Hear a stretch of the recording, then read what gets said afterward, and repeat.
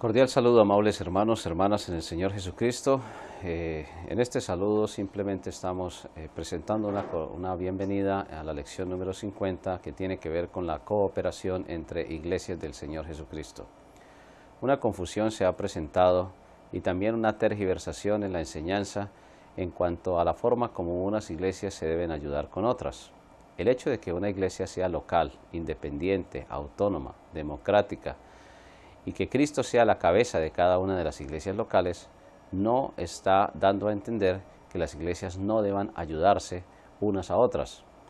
La primera pregunta que se presenta en la disertación del maestro tiene que ver con el fracaso de algunas iglesias de no seguir el Nuevo Testamento. Diferentes corrientes. Por ejemplo, hay diferentes iglesias que se unen y forman una convención, y esa convención gobierna las iglesias. Los presidentes de las convenciones hay ocasiones, y lo enfatizamos, solamente en ocasiones, no siempre es así. Quitan pastores, ponen pastores, ejercen autoridad sobre las propiedades de las iglesias, en fin, existe toda una cantidad de intervención desde organizaciones paraeclesiásticas o que están por encima de la iglesia. La gran pregunta sería, ¿fracasó Dios en el modelo bíblico de cooperación de unas iglesias con otras?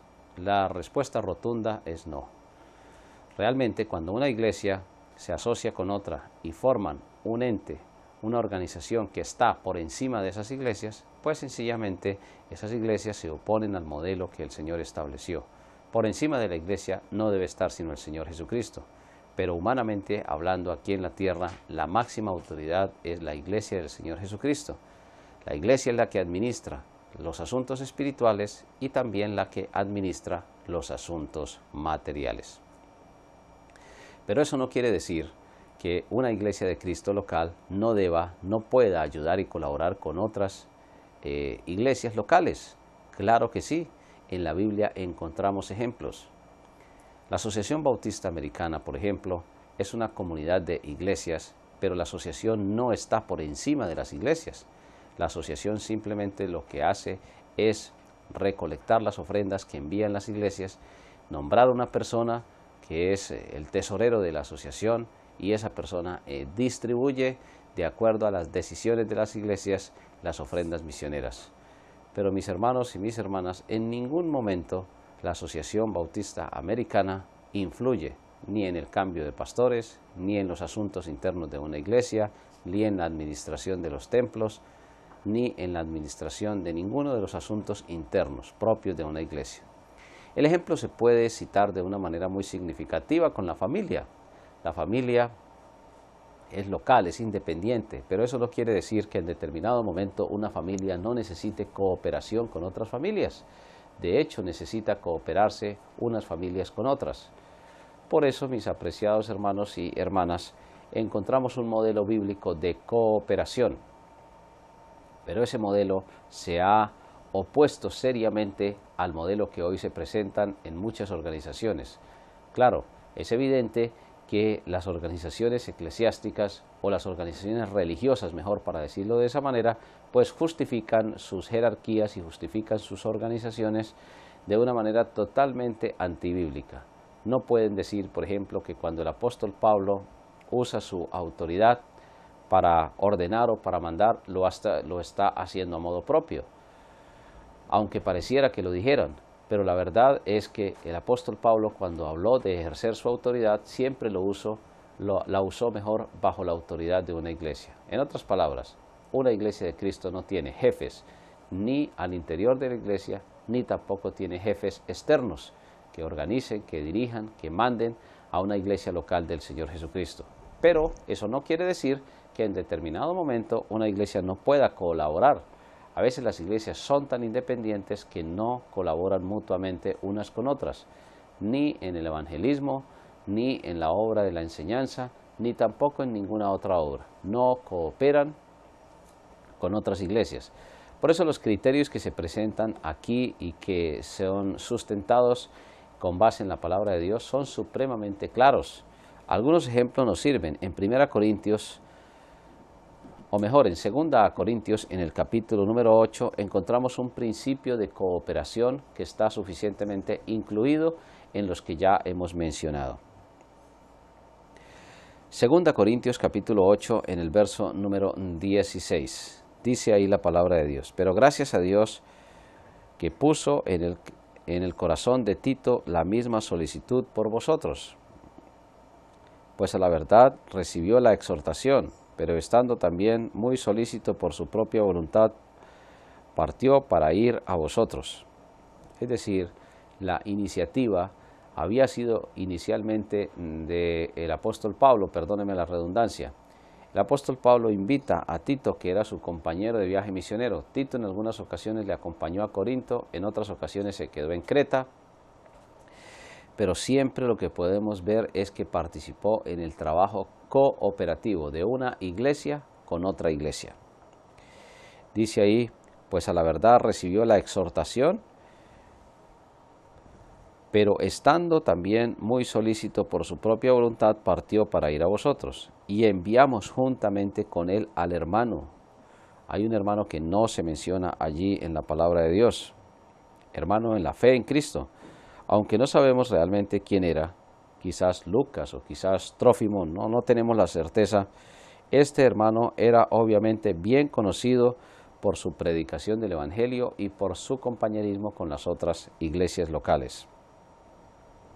Tito, este hermano anónimo, y un tercer hermano también que no se menciona su nombre ahí en el verso número 22, dice: enviamos también con ellos a nuestro hermano, cuya diligencia hemos comprobado repetidas veces en muchas cosas, y ahora mucho más diligente por la mucha confianza que tiene en vosotros.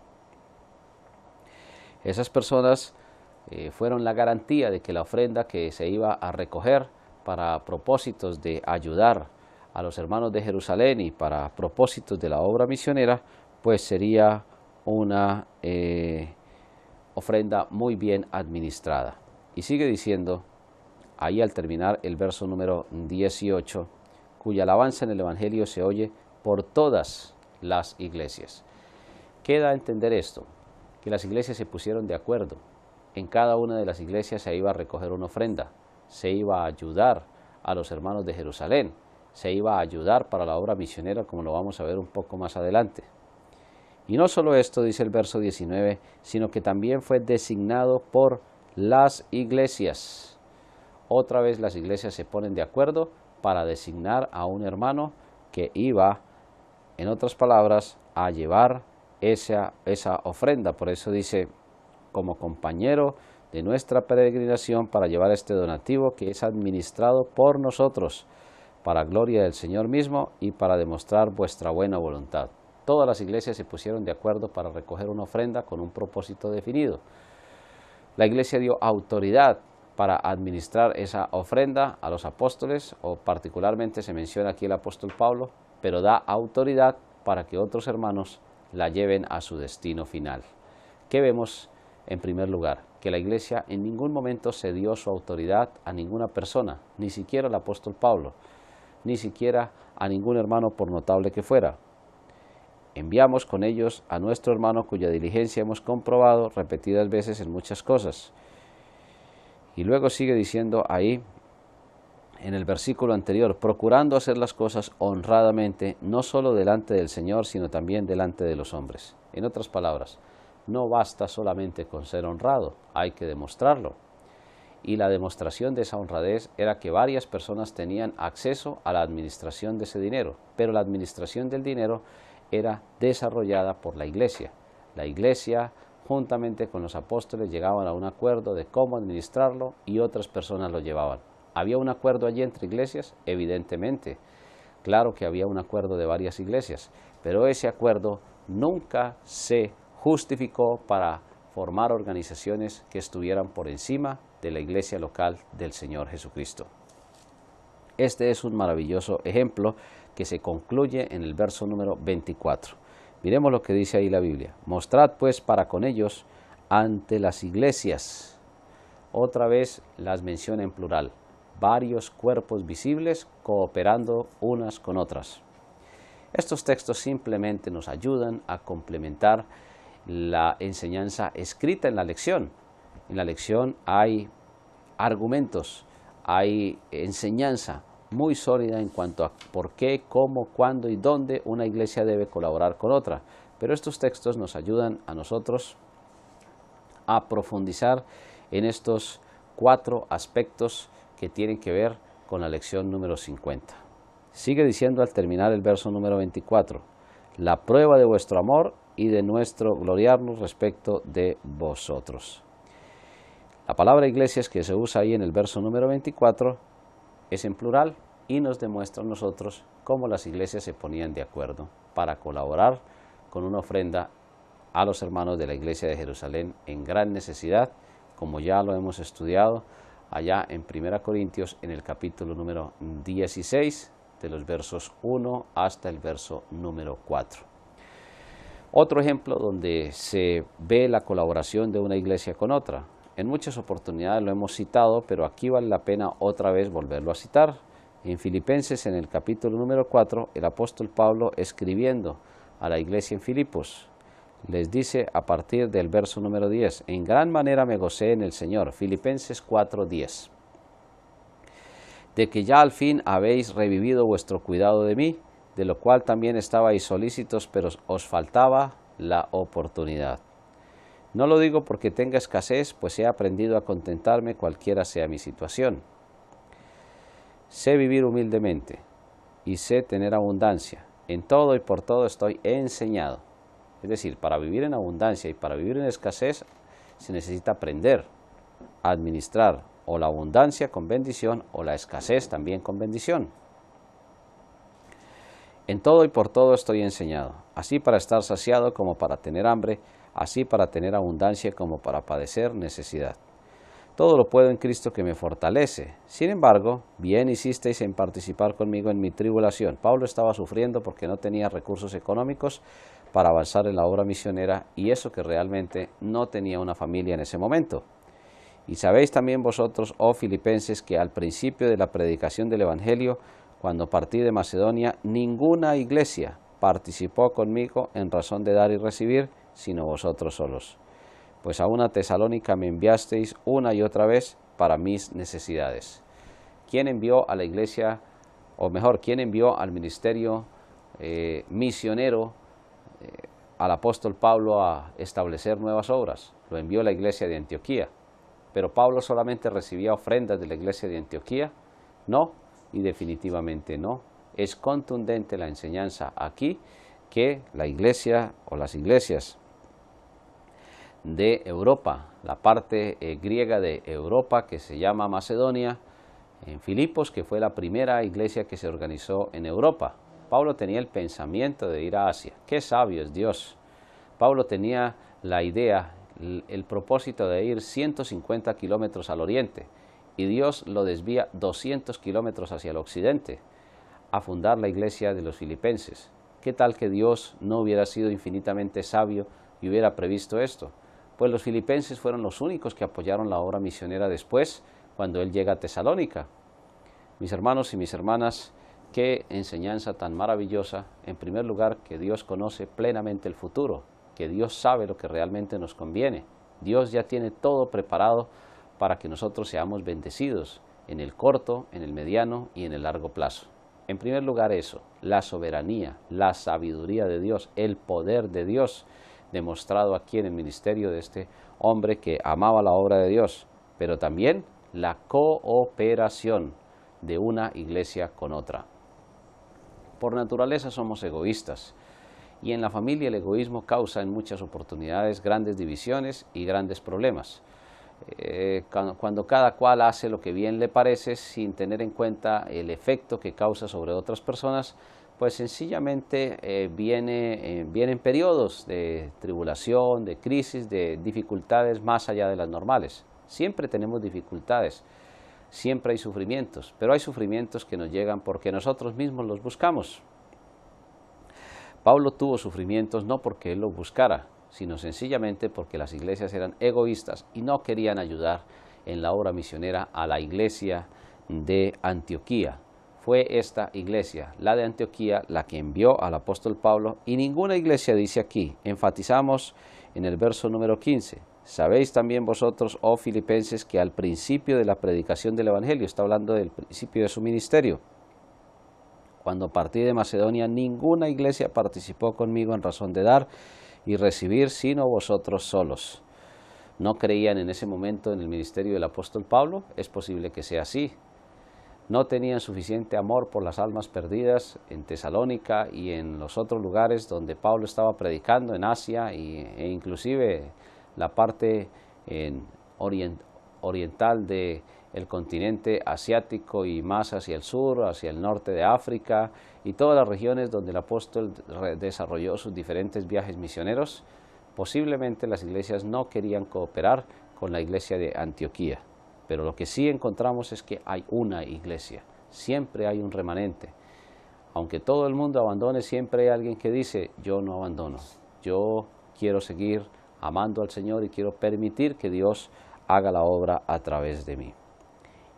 Estos dos textos nos ayudan a nosotros, a manera de conclusión, a demostrar varias cosas. La primera de ellas, que las organizaciones humanas no deben dominar a las iglesias locales, que hay personas sin escrúpulos que se aprovechan de las organizaciones humanas para apropiarse de recursos económicos que debe la iglesia exclusivamente administrar. Las organizaciones humanas hacen a un lado el patrón bíblico. El patrón bíblico es muy claro y es muy contundente. Cada iglesia local ayuda a otra iglesia local a llevar adelante la obra de Dios. En cuanto a las preguntas para discusión, ¿comprometen los bautistas o una iglesia de Cristo sus doctrinas y convicciones cuando trabajan por medio de una superestructura eclesiástica? Claro que sí. Una iglesia debe trabajar con otra iglesia y no con una superestructura religiosa por encima. Llámese convención, llámese asociación, llámese compañerismo organizado. Siempre que haya una organización que domine a las iglesias locales, se estará yendo en contra del modelo que el Señor ha dejado en su palabra. ¿El Espíritu Santo, autor del Nuevo Testamento, olvidó proveer bases de cooperación entre las iglesias? La respuesta clara es no. Dios ha dejado bases de cooperación. Cuando hay una iglesia en crisis, las otras iglesias pueden ayudar, debemos ayudar. Cuando hay una iglesia que piensa enviar misioneros y se ha probado que realmente es la voluntad de Dios y el misionero va, entonces las iglesias deben cooperar para que el evangelio siga yendo hacia las almas perdidas. ¿Nos asiste algún derecho para cooperar sobre bases diferentes a las del Nuevo Testamento? Claro que no. Una iglesia de Cristo solo coopera con otra iglesia de Cristo.